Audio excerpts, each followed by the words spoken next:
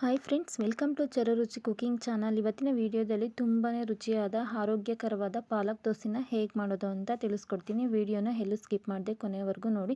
ಇದಂತೂ ತುಂಬಾ ಚೆನ್ನಾಗಿರುತ್ತೆ, ಒಂದ್ಸಲ ಮಿಸ್ ಮಾಡದೆ ಟ್ರೈ ಮಾಡಿ.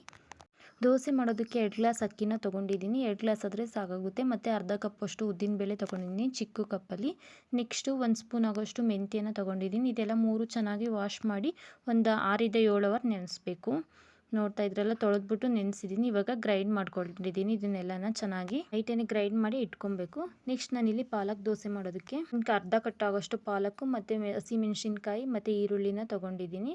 ಇದನ್ನು ಪಾಲಕ್ನ ಬೇಯಿಸ್ಕೋಬೇಕು. ಪಾಲಕ್ ಸೊಪ್ಪನ್ನ ಸ್ವಲ್ಪ ಬೇಯಿಸ್ಕೊಂಡ್ರೆ ಸಾಕಾಗುತ್ತೆ. ನೋಡ್ತಾ ಇರ್ಬೋದು, ಕುದಿಯೋ ನೀರಿಗೆ ಹಾಕಿ ಸ್ವಲ್ಪ ಪಾಲಕ್ ಸೊಪ್ಪನ್ನ ಬೇಯಿಸ್ಕೊಂಡ್ರೆ ಸಾಕಾಗುತ್ತೆ, ಒಂದು 5-6 ನಿಮಿಷ.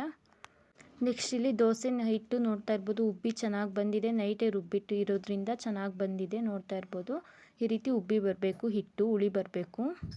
ಆವಾಗಲಿಗೆ ಪಾಲಕ್ ಸೊಪ್ಪು ತೊಗೊಂಡಿದ್ವಲ್ಲ, ಅದೆಲ್ಲ ಚೆನ್ನಾಗಿ ಬೆಂದಾಗಿದೆ. ಸೈಡಲ್ಲಿ ಎತ್ತಿಟ್ಕೊಳ್ಳಿ, ನೀರನ್ನ ಬಸಿದ್ಬಿಟ್ಟು. ನೆಕ್ಸ್ಟ್ ಒಂದು ಜಾರ್ ತೊಗೊಳ್ಳಿ. ಜಾರಿಗೆ 1 ಹಿಡಿ ಆಗೋಷ್ಟು ಕೊತ್ತಂಬರಿ ಸೊಪ್ಪನ್ನ ಹಾಕ್ಕೊಳ್ಳಿ. ನೆಕ್ಸ್ಟು 1 ಇಂಚು ಶುಂಠಿನ ಹಾಕ್ಕೊಳ್ತಾ ಇದ್ದೀನಿ ಮತ್ತು ಒಂದು ಅರ್ಧ ಈರುಳ್ಳಿನ ಸೇರಿಸ್ಕೊಳ್ತಾ ಇದ್ದೀನಿ. ನೆಕ್ಸ್ಟ್ ಇದಕ್ಕೆ ಒಂದು ಖಾರಕ್ಕೆ ಒಂದು 6-7 ಹಸಿಮೆಣಸಿನ್ಕಾಯಿನ ಹಾಕ್ಕೊಳ್ತಾ ಇದ್ದೀನಿ. ಈ ಥರ ರುಬ್ಬಿ ಮಾಡಿದ್ರೆ ತುಂಬ ಚೆನ್ನಾಗಿರುತ್ತೆ ದೋಸೆ, ಒಂದ್ಸಲ ಟ್ರೈ ಮಾಡಿ. ನೆಕ್ಸ್ಟ್ ಬೇಯಿಸಿರೋ ಪಾಲಕ್ನ ಹಾಕ್ಕೊಳ್ತಾ ಇದ್ದೀನಿ ಮತ್ತು 1 ಸ್ಪೂನ್ ಆಗೋಷ್ಟು ಜೀರಿಗೆನ ಹಾಕ್ಕೊಳ್ತಾ ಇದ್ದೀನಿ. ಇದೆಲ್ಲ ನುಣ್ಣಗೆ ಗ್ರೈಂಡ್ ಮಾಡ್ಕೊಳ್ಳೋಣ. ನುಣ್ಣಗಂದರೆ ಸ್ವಲ್ಪ ನುಣ್ಣಗೆ ಗ್ರೈಂಡ್ ಮಾಡ್ಕೊಳ್ಬೇಕು. ನೋಡ್ತಾ ಇರ್ಬೋದು, ಈ ರೀತಿ ಗ್ರೈಂಡ್ ಮಾಡಿಕೊಂಡು ದೋಸೆ ಪ್ಯಾಟ್ರನ್ನಿಗೆ ಮಿಕ್ಸ್ ಮಾಡ್ಕೊಳ್ಬೇಕು. ಬರೀ ಪ್ಲೈನ್ ದೋಸೆ ತಿನ್ನೋದಕ್ಕಿಂತ ಪಾಲಕ್ ಸೊಪ್ಪಿನ ದೋಸೆ ಮಾಡ್ಕೊಂಡು ತಿನ್ನಿ, ತುಂಬ ರುಚಿಯಾಗಿರುತ್ತೆ. ನೆಕ್ಸ್ಟ್ ಇದಕ್ಕೆ ನಾನು 1 ಸ್ಪೂನ್ ಆಗೋವಷ್ಟು ಉಪ್ಪನ್ನ ಹಾಕ್ಕೊಳ್ತಾ ಇದ್ದೀನಿ. ರುಚಿಗೆ ಎಷ್ಟು ಬೇಕೋ ಅಷ್ಟು ಉಪ್ಪು ಹಾಕ್ಕೊಂಡು ಚೆನ್ನಾಗಿ ಮಿಕ್ಸ್ ಮಾಡ್ಕೊಳ್ಬೇಕು.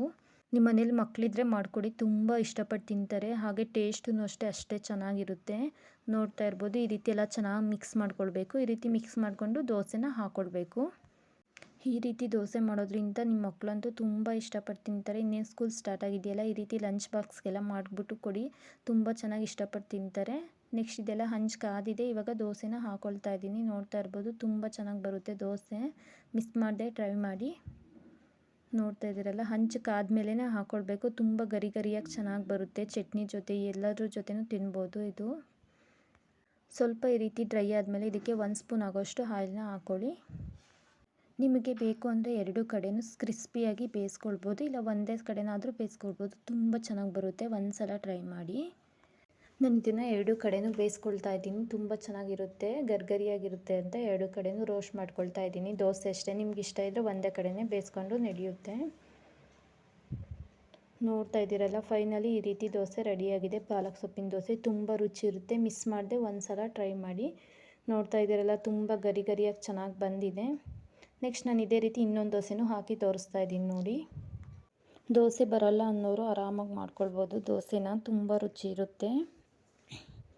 ಇಷ್ಟೇ, ಎಣ್ಣೆ ಸ್ವಲ್ಪ ಡ್ರೈ ಆದಮೇಲೆ ಎಣ್ಣೆನ ಮೇಲ್ಗಡೆ ಹಾಕ್ಕೊಳ್ಬೇಕು. ಬೇಕಾದರೆ ಮುಚ್ಚಿ ಬೇಯಿಸ್ಕೊಳ್ಬೋದು ನೀವು ಸ್ವಲ್ಪ. ನೋಡ್ತಾ ಇದ್ದೀರಲ್ಲ, ಚೆನ್ನಾಗಿ ಬಂದಿದೆ, ಒಳ್ಳೆ ಕಲರ್ಫುಲ್ಲಾಗಿ. ಇಷ್ಟೇ ಸಿಂಪಲ್ಲು ಪಾಲಕ್ ದೋಸೆ ಮಾಡೋದು. ಬನ್ನಿ ಸರ್ವ್ ಮಾಡಿ ತೋರಿಸ್ತೀನಿ ಪ್ಲೇಟಲ್ಲಿ.